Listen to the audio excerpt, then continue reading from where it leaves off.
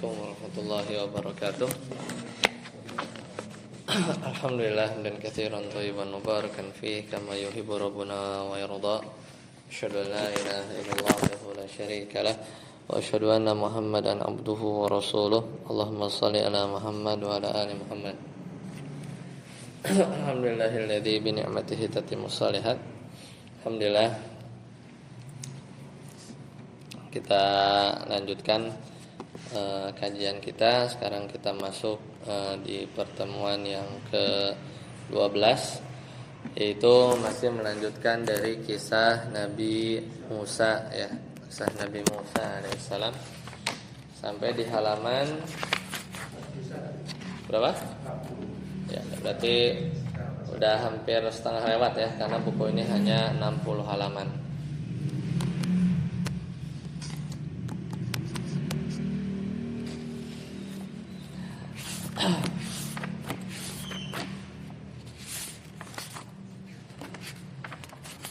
Berarti di halaman 40 ya. Betul. Latifah itu ya. Nah. Ya, jadi kemarin berhenti di halaman 40. Sekarang kita lanjut lagi, yaitu di halaman 41 ya, halaman 41.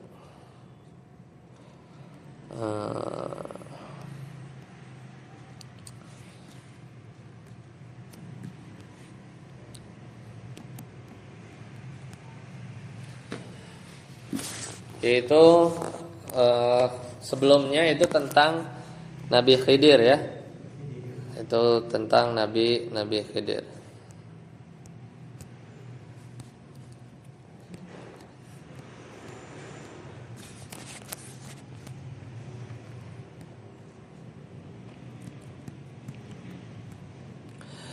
Nah sekarang Latifah itu ya poin yang halus, yang bagus. Yaitu apa? Nasiya Musa annahu fa'ala aktsara min dzalika faqad najjahu Allahu minal gharaqi wa huwa shaghirun fi tabuti minal khashabi fahuwa qadirun ala najati safinatin wa qad khadama aba zaujatihi asyra sinina biduni muqabilin. Ya, jadi Nabi Musa itu lupa bahwa dia pernah melakukan hal yang lebih besar dari itu. Maksudnya kan kemarin itu ya, orang Bani Israil kan, wa ma fa'altu an amri gitu ya. Atau tentang ya kemarin sebelumnya tentang Nabi Khidir ya, Nabi Khidir. Yaitu apa? Bahwasanya Allah ya, faqad najahu Allahu minal gharaqi, Allah telah menyelamatkannya dari tenggelam. Saat apa? Wa huwa shagirun, saat dia masih kecil di dalam peti kayu. Ya, di dalam peti kayu. Fa huwa qadirun ala najati safinah, maka tentu Allah Maha Kuasa untuk menyelamatkan sebuah perahu. Dan dia juga pernah bekerja pada mertuanya selama berapa? 10 tahun tanpa imbalan kan, dia menikahi. Dan Fir'aun, dan pernah membunuh seorang dewasa dari kaumnya Fir'aun. Ya, jadi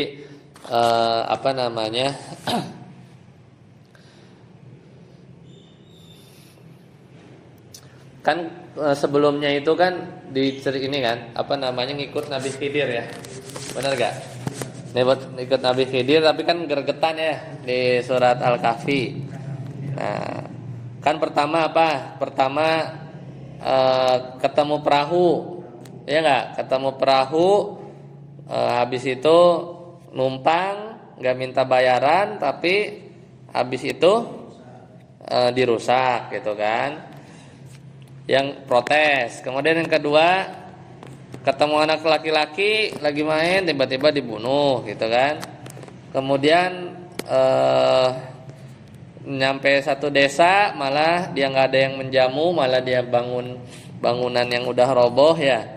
Akhirnya dijelasin. Nah, maksudnya padahal Nabi Musa itu pernah melakukan yang lebih besar dari itu. Ya, kalau ngomong Nabi Khidir membunuh anak kecil, Nabi Musa ngebunuh nggak? Ngebunuh. Ya, jadi ini maksudnya poin Nabi Musa tuh lupa.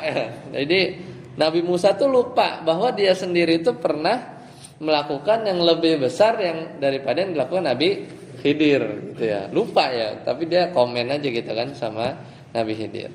Pertama apa? Allah telah menyelamatkan dia dari tenggelam kan? Coba dianyutin, bisa aja terbalik kan si petinya itu, akhirnya ditangkap sama istrinya Firaun. Dan juga dia pernah bekerja ya pada mertuanya. Ini komparasinya apa? Komparasinya itu yang Nabi Khidir kan dia masuk ke itu di surat Al-Kahfi. Nabi Khidir kan masuk ke desa, semua orang pelit. Padahal kalau ada seorang safar, dia mampir di desa kita itu, dia punya hak untuk kita jamu maksimal 3 hari. Ketok sini nggak dapat, ketok sini nggak dapat, pokoknya pelit. Nah akhirnya malah dapat apa? Satu bangunan udah mau roboh, didiriin sama Nabi Khidir, bekerja. Udah selesai, loh nanya kan Nabi Musa, loh kok nggak minta upah? Harusnya kan minta upah gitu kan, protes. Akhirnya di situ putuskan, udah kelar, kamu nggak kuat ya, nggak sabar. Padahal Nabi Musa itu kerja sama siapa? Mertuanya 10 tahun nggak dibayar. Jadi lebih minta upah nggak? Enggak. Ya, jadi maksudnya Nabi Musa tuh mungkin pas komen dia nggak inget ya, padahal dia diri sendiri pernah melakukan hal yang lebih besar gitu ya.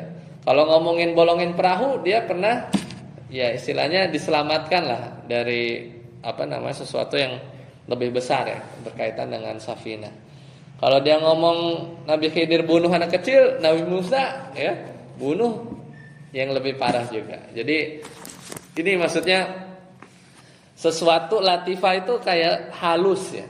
Dalam artian yang dia komen ibaratnya itu ada pada dirinya gitu. Jadi Nabi Musa lupa saat itu.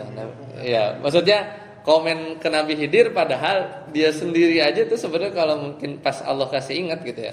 Tapi di sini Nabi lupa. Ya, itu maksudnya poin yang tersembunyi gitu ya. Ini juga menarik sih ya.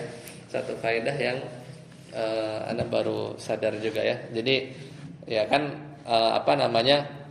ibaratnya ternyata Nabi Musa tuh ngalamin juga apa yang dilakukan oleh Nabi Khidir, bahkan lebih besar lagi gitu ya. Seperti itu.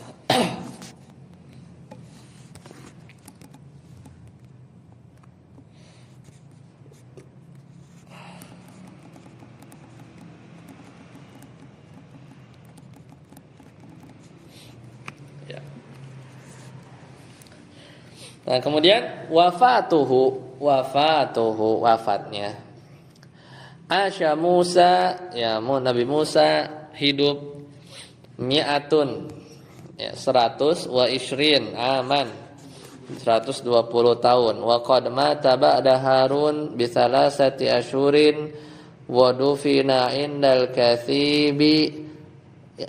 kathibil ahmari bisaina ya bisaina.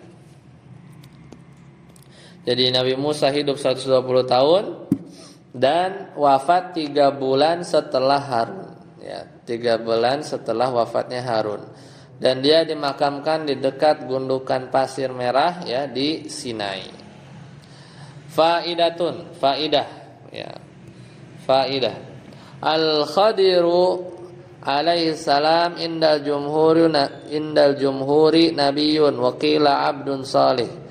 Khidir alaihissalam menurut jumhur ulama adalah nabi, tapi ada yang berpendapat bahwa dia adalah seorang yang soleh saja. Faidatun qala Rasulullah sallallahu alaihi wasallam sa'ala Musa rabbahu an sittin ya. khisalin kana yadhunnu annaha lahu khalisatan was-sabi'atu lam yakun Musa yuhibbuha qala ya rabbi ayyu ibadika atqa qala alladhi yadhkuru wa la yansa qala fa ayyu ibadika ahda qala alladhi yattabi'ul huda qala fa ayyu ibadika ahkam qala alladhi yahkumu lin-nasi kama yahkumu li nafsihi qala fa ayyu ibadika a'lam qala alimun la yashba'u minal ilmi yajma'u ilman nasi ila ilmihi. Ya, jadi di antara faedah bahwasanya Rasulullah SAW bersabda, Nabi Musa itu pernah bertanya kepada Tuhannya tentang 6 hal, tentang 6 perkara yang dia pikir untuk dirinya, ya, yang dia pikir untuk dirinya. Ya, apa 6 hal itu? Ya, jadi 6 hal yang ia kira khusus untuk dirinya. Dan yang ketujuh, ya, wasabi'atu lam yakun Musa yuhibbuha. Dan yang ketujuh adalah hal yang tidak disukai oleh Nabi Musa. Apa pertama? Ya Rabbi, wahai Tuhanku, ya ayyu ibadika atqa.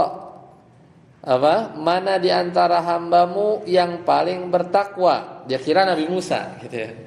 Dia kira Nabi Musa, tapi Allah menjawab apa? Yang senan apa? Qala alladzi yadhkuru wa la yansa, yaitu yang senantiasa berzikir dan enggak lupa. Kemudian tanya lagi yang perkara yang nomor 2. Apa? Ya Tuhanku, manakah di antara hambamu yang paling mendapat petunjuk ahda? Maka Allah menjawab alladzi yattabi'ul huda, yaitu yang mengikuti petunjuk. Bertanya lagi, manakah di antara hambamu yang paling ahkam, bijaksana? Qala alladzi yahkumu lin-nasi kama yahkumu li nafsihi, yaitu yang menghukumi orang lain sebagaimana ia menghukumi dirinya sendiri. Kemudian tanya lagi, fa ayyu ibadika a'lam, mana di antara hamba-hambamu yang paling berilmu? Maka kata Allah, orang alim, ya, orang alim itu tidak pernah puas dengan ilmu. Yajma'u ilman nasi ila ilmihi. Ya, orang orang yang berilmu, orang alim tidak pernah puas dengan ilmu. Dia mengumpulkan ilmu orang lain ke dalam ilmunya. Kemudian tanya lagi, qala fa ayyu ibadika ya azzu, ya. Jadi ditanya lagi, qala fa ayyu ibadika a'azzu qala alladhi idza qadara ghafara qala fa ayyu ibadika aghna qala alladhi yarda bima yu'ta qala fa ayyu ibadika afqar qala sahibu manqusin. Ya, jadi pertanyaan selanjutnya yang keempat, mana di antara hambamu yang paling mulia? Maka Allah menjawab, yang paling mulia adalah idza qadara ghafara, yaitu ketika dia mampu membalas tapi dia maafin. Jadi ada orang yang dia bisa maafin padahal dia mampu untuk balas. Itu adalah orang yang paling apa? Mulia. Tanya lagi, manakah di antara hambamu yang paling kaya? Ya, aghna, maka yang dijawab orang yang alladzi yarda bima yu'ta, yaitu manakah di antara yang paling kaya? Maka Allah menjawab yang ridho dengan apa yang diberikan kepadanya. Itulah adalah orang yang paling kaya, itu orang yang ridho dari apa yang diberikan kepadanya.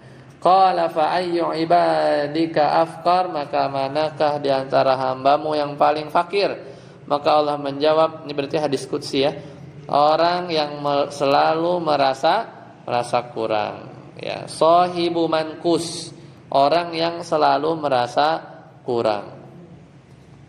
Qala Rasulullah sallallahu alaihi wasallam, maka kata Nabi sallallahu alaihi wasallam, laisal ghina an zahirin innamal ghina ghinan nafs wa idza aradallahu bi'abdin khairan ja'ala ghinahu fi nafsihi wa tuqahu fi qalbihi wa idza arada Allahu bi 'abdin syarran ja'ala faqrahu baina 'ainaihi rawahu Ibnu Hibban.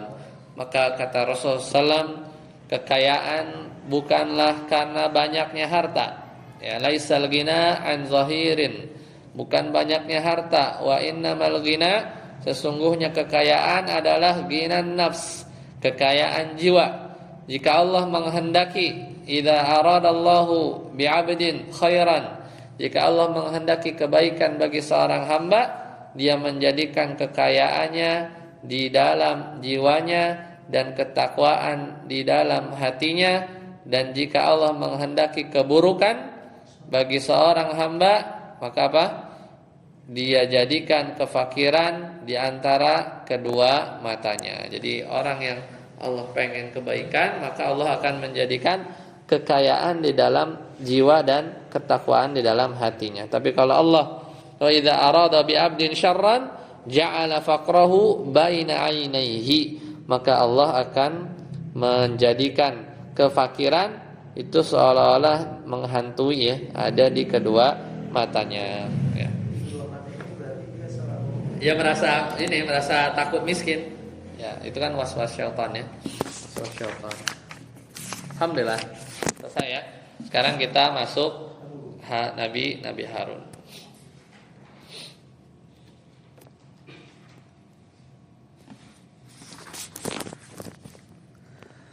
Nabi Harun, ya.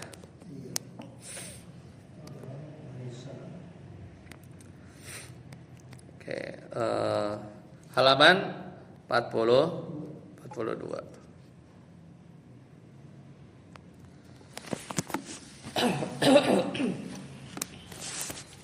Harun, nasabuhu, nasabnya.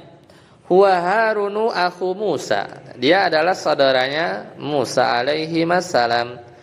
Mauliduhu ulida bi Misra fi amil afwi faqad kana Fir'aunu maliku Misra yaqtulul mawalida dzukura min bani Israila aman wa ya'fu aman wa huwa akbaru min Musa bi thalathati awamin, ya.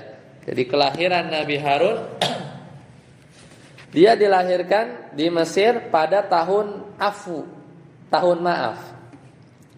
Karena Nabi di Firaun itu setahun diampunin, besok tahun depan giliran kalau ada laki dibunuh. Tahun depan dibiarin, tahun depan lagi dibunuh. Nah, giliran Nabi Harun itu lagi tahun pemaaf. Jadi enggak kena. Besoknya, nah, kebijakan yang dibunuh.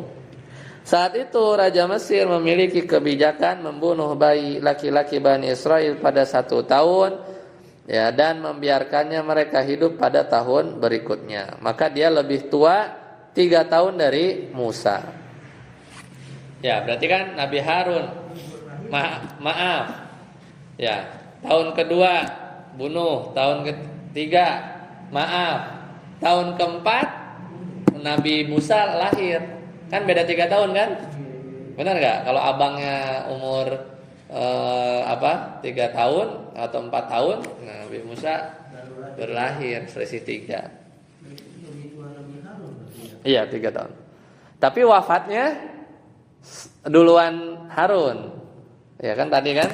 Wafatnya Nabi Musa itu berapa? 3 bulan. 3 bulan setelah Nabi Harun wafat. Kaumnya, wa qaumuhu arsalahu Allahu ila bani Israil wa fir'auna Misra ma'a Musa alaihi salam. Jadi Allah mengutus Nabi Harun kepada Bani Israel dan Fir'aun Mesir bersama Musa alaihi salam. Dakwatuhu, dakwah Nabi Harun pasti sama, ya. Wahabahu Allahu al-fasahata wan nubuwata fada'a ma akhihi Bani Israila wa Fir'auna Misra wastakhlafahu Musa ala qaumihi lamma dhahaba 40 yawman ya'budullaha fima fa'abada qaumuhu al-ijla summa tabu ila rabbihim. Jadi Bani Israil itu sampai ada 2 nabi barengan, ya. Kurang apa coba? Orang Yahudi itu Nabi sampai 2 ya barengan. Tapi bandel ini minta ampun. Wahabahullah, Allah menganugerahkan kepada Nabi Harun kefasihan dan kenabian. Satu-satunya nabi yang diminta gara-gara doa Nabi Musa ya, jadi nabi. Fada'a, maka dia berdakwah bersama saudaranya Musa kepada Bani Israel dan presidennya Mesir ya, Fir'aun. Musa menunjuknya sebagai pengganti atas kaumnya. Ketika Lamma dhahaba arba'ina yauman, ketika Nabi Musa beribadah selama 40 hari. Ya, pada saat itulah kaumnya menyembah ijl, patung anak sapi. Kemudian mereka bertobat kepada Allah. Itu yang udah diceritain ya. Tobatnya juga serem ya. Harus saling bunuh ya. Wafatnya Asyaharun 122 ya. Ya, mi'atun wa itnaini wa ishrina aman wa qad mata qabla Musa, dan beliau wafat 3 bulan sebelum Nabi Musa. Wakila, namun ada pendapat lain ya. Kalau kila-kila gini ada pendapat lain, yaitu ahada asyara syahran, 11 bulan sebelumnya. Fi arditih, yaitu di tanah pengembaraan di Sinai, yang dimana orang Bani Israil itu diajak muter-muter kan, muter-muter nggak bisa masuk ke Palestina ya. Dibikin keder dia muter-muter ya. Akhirnya ya qabla dukhuli Bani Israil ardi Filistin, sebelum Bani Israil memasuki tanah Palestina. Jadi sebenarnya Nabi Musa, Nabi Harun belum nyampe bersama Bani Israil di Palestina ya. Nabi Harun wafat, Nabi Musa baru wafat. Seperti itu. Iya, masih di perjalanan. Ya, masih di Sinai. Mungkin sekitar Mesir masih. Ya, lanjut. Sekarang masuk ke Nabi Ayub. Jadi memang enggak banyak ya ceritakan dalam Al-Qur'an. Dan biasanya kalau setiap nabi kan disebut dalam Al-Qur'an 7 kali gitu ya. Nabi Harun ya udah dicerita Nabi Musa itu jadi. Ya, jadi bagian dari kisah Nabi Musa. Kemudian Nabi Ayub yang ke-15. Ya. Kata penulis, zukira fil Qur'ani fi arba'ati mawadhi'a. Qala ta'ala, Nabi Ayub ada di Al-Qur'an ya. A'udzu billahi minasyaitonir rajim, surat Al-Anbiya. Wa ayyuba idh nada rabbahu anni massaniyad dhurru wa anta arhamur rahimin. Nah, lihat ya. Meskipun kita tahu ya, dulu diceritain Nabi Ayub ya, ujiannya bertahun-tahun dengan penyakit. Namun apa bahasanya Nabi Ayub? Dan ingatlah kisah Nabi Ayub ketika idh nada rabbahu, ketika dia menyeru Tuhannya. Ya. Anni massaniya, ya Tuhanku, sesungguhnya aku, massa itu dicolek gitu ya. Massa itu disentuh ya. Jadi ujian yang menimpa Nabi Ayub tuh dianggap cuman dicolek aja gitu, enggak besar gitu, enggak dipukul. Massani, sesungguhnya ya aku telah disentuh oleh penyakit. Wa anta arhamur rahimin, ya udah bertahun-tahun juga Nabi Ayub masih bilang Anta arhamur rahimin, engkau adalah Tuhan yang maha penyayang di antara semua penyayang. Itu yang ada di surat Al-Anbiya 83. Nasabuhu. Jadi Nabi Ayub ini yaitu huwa Ayub ya, Ayub bin Musah bin Razih bin Al-Is ya, bin Al-Ais bin Ishaq bin Ibrahim. Jadi sebenarnya Bani Israil ya, pokoknya anak Ishaq kan ada Is ya, Al-Is. Ya, dan ada Al-Is. Itu turunannya ya, turunannya. Hah? Bukan, kalau dipakai sin ini pakai sad, bukan. Ya, ini Mus bin Razih ya. Jadi ketemunya itu kalau Musa itu kan bin Yakub, bin Lawi, ya bin Yakub. Yakub anaknya Ishak. Kalau di sini nggak ketemu ke Yakub ya. Ayub ini Nabi Ayub itu bin Mus, ya bin Razi bin Al-Is. Nah, Al-Is ini. Nah, jadi Ishak punya anak Al-Is ya, dan juga punya anak Yakub.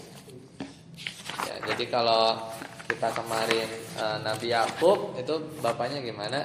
Mau nasabnya? Yakub bin Ishak, ya Yakub bin Ishak. Jadi kalau Ishak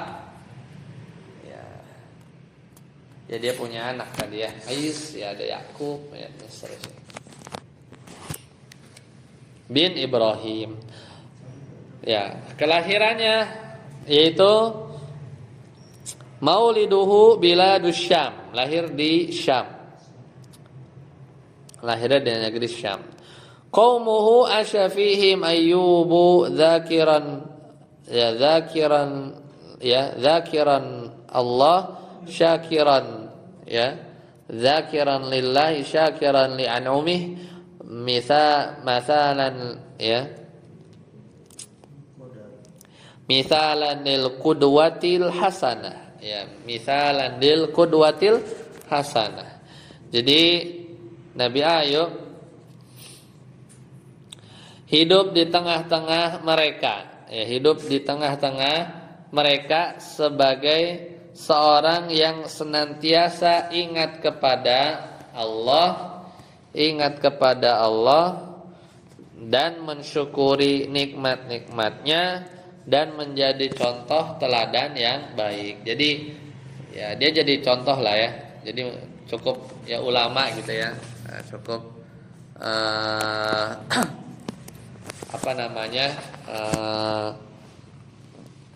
dipatuhi lah oleh kaumnya ya, sebelum ditimpa penyakit gitu ya.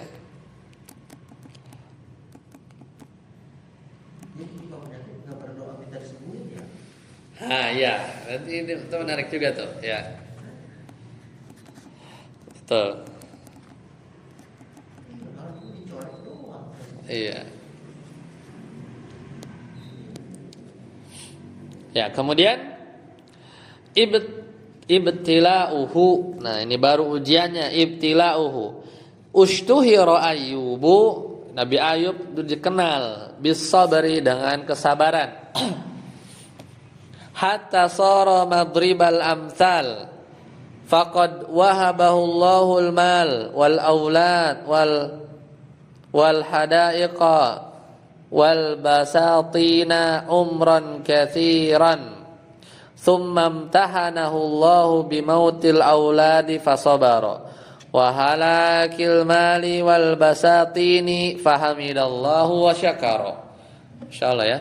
Wa marida maradan syadidan hatta takhalla anhu al-ahlu wal ashabu wa lam yaqif bijawarihi fi mihnatihi siwa zaujatihi rahmah. Ya, jadi kata beliau, Nabi Ayub terkenal dengan kesabarannya, sehingga dia menjadi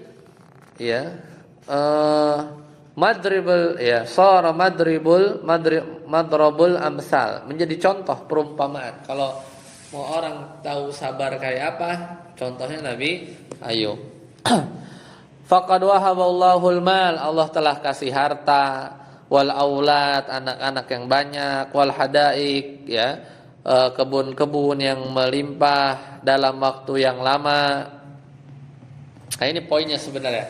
Jadi kenikmatan yang dirasakan itu sebenarnya, katakan anak lupa berapa tahun, nanti dijelasin. Mungkin 10 tahun, sakitnya 8. Kita juga mungkin gitu ya. Lebih banyak nikmat yang kita rasakan mungkin 30 tahun gitu. Mungkin sakitnya 5, 6 gitu kan. Kalau di jumlah-jumlah gitu dari total sakit gitu dari awal kita hidup gitu. Mungkin banyakkan nikmatnya gitu kan. Nah, maka kebun-kebun yang melimpah, umron katsiran dalam waktu yang lama. Summamtahanahullah, kemudian Allah mengujinya, ya, bimautil aulad, dengan wafatnya anak-anaknya, fasabara, maka dia sabar. Wahalakul mal, kemudian hartanya juga binasa.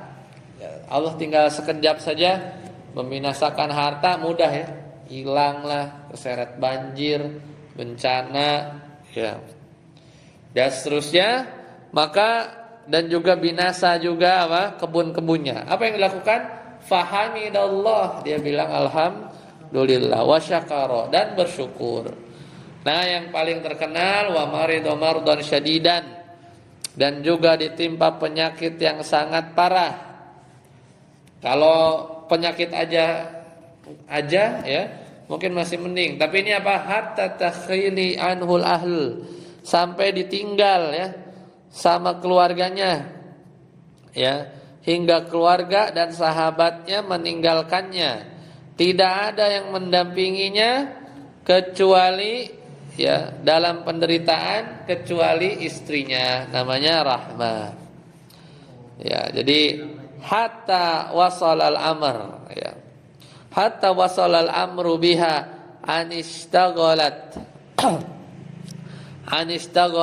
khadimatan indal qaumi min ajlil infaqi ala zawjiha wa dhalla maraduhu 18, 8 tahun sakitnya, aman kanat fiha ni'maz zawjati salihah illa anna iblisa la'anahu Allah waswasa ilaiha fadhaqa sadruhu fadakhalat alaihim qailatan ila mata hadzal bala faqadiba Ayyub minha wa dzakkaraha bi ni'amillahi alaihi wa da'a rabbahu qailan. Baru tadi ya, surat Al-Anbiya. Jadi ketika itu akhirnya sampai istrinya harus bekerja sebagai apa? Khadimah. Ya. Mana tadi? Nah ini. Khadimatan indal qaum, sampai dia menjadi pelayan untuk apa? Menafkahi suaminya. Penyakitnya berlangsung lama, 18 aman, 8 tahun.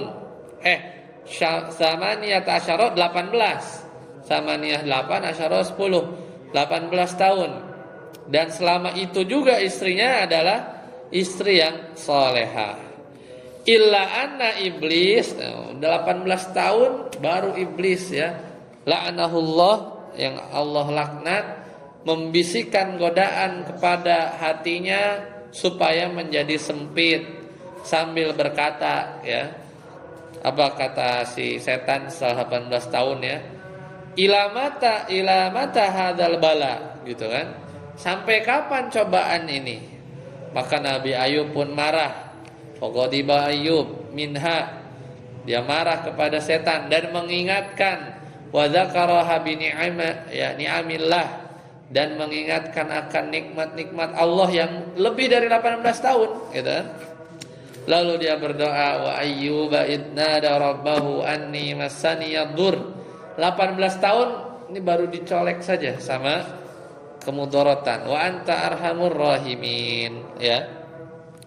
Maka fastajaba lahu rabbuhu, maka Allah mengabulkan doanya.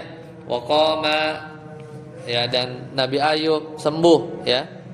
Wa qama mu'afin wa 'ada ilaihi maluhu wa kasurat auladuhu. Jadi Masya Allah langsung, ya, dia bangkit dalam keadaan sehat, hartanya balik, anak-anaknya menjadi banyak, ya, anak-anaknya menjadi banyak. Nah, lihat wafatuhu, wafatnya berapa umurnya? Tufiaan salasatin wa tis'ina aman. Wafatnya di usia 93 tahun. 93 tahun. 93 tahun. Diuji sakit berapa? 18 tahun, ya, 18 tahun. Jadi, ya, dari umurnya itu 75 tahun nikmat semua, anak banyak, ya, anak banyak, kebun, harta, istri soleha. 75 tahun.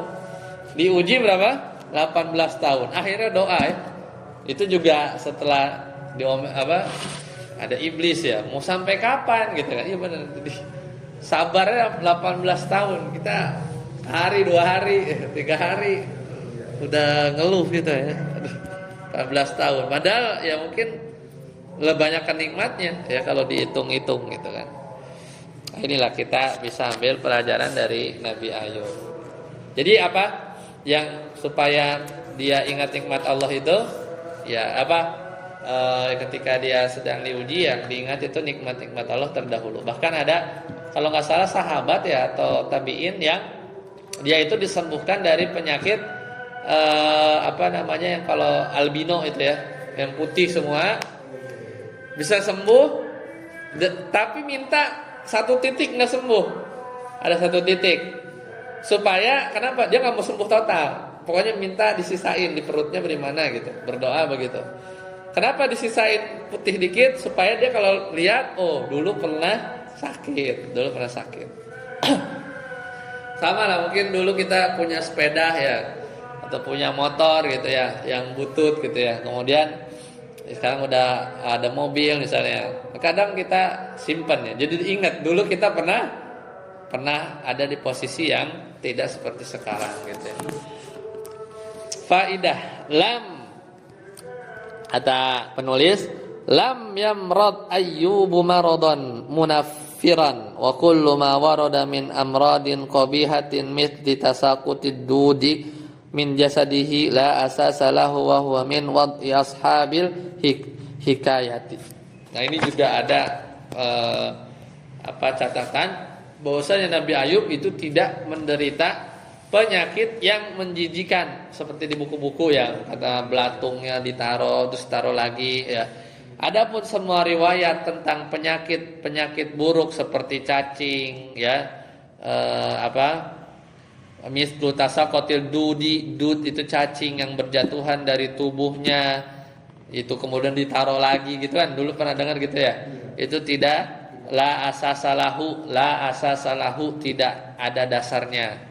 Dan itu adalah ya dilebihin aja ya, merupakan rekaan ashabul hikayah, itu para pencerita pendongeng gitu ya. Jadi dibesar-besarkan. Jadi enggak sampai segitunya gitu ya, tidak sampai segitunya.